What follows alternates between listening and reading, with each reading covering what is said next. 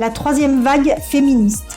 Ce terme est utilisé à partir des années 1990 pour qualifier une nouvelle génération de féministes qui intègrent à leur lutte des enjeux et des pratiques qui se situent en rupture avec ceux de la génération précédente, avec entre autres l'importance accordée à la visibilité de la diversité des femmes considérées comme doublement marginalisées ou stigmatisées, les femmes de couleur, autochtones, lesbiennes, prostituées, transgenres, handicapées ou encore grosses.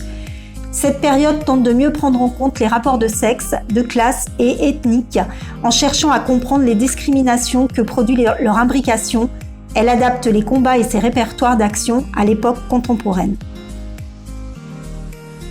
5 septembre 1990, viol entre époux. La Cour de cassation reconnaît pour la première fois le viol entre époux. Les 15 ans de réclusion prévus dans la loi de 1980 pour un viol sont majorés à 20 ans en cas de viol entre époux.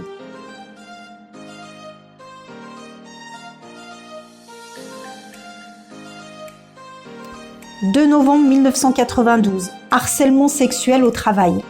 La loi sanctionne l'abus d'autorité en matière sexuelle dans les relations de travail.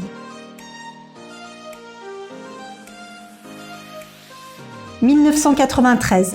La loi du 8 janvier 1993 affirme le principe de l'exercice conjoint de l'autorité parentale à l'égard de tous les enfants, quelle que soit la situation des parents.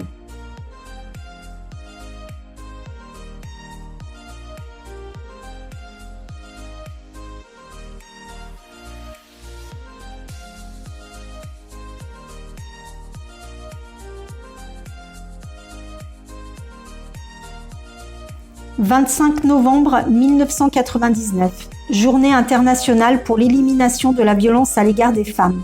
Le 25 novembre marque pour la première fois la Journée internationale pour l'élimination de la violence à l'égard des femmes, soutenue par l'Organisation des Nations Unies. Cette date est en référence à l'assassinat le 25 novembre 1960 des sœurs Mirabal, militantes politiques dominicaines, qui est à l'origine de ces campagnes de sensibilisation organisées par les gouvernements, les ONG et les organisations internationales.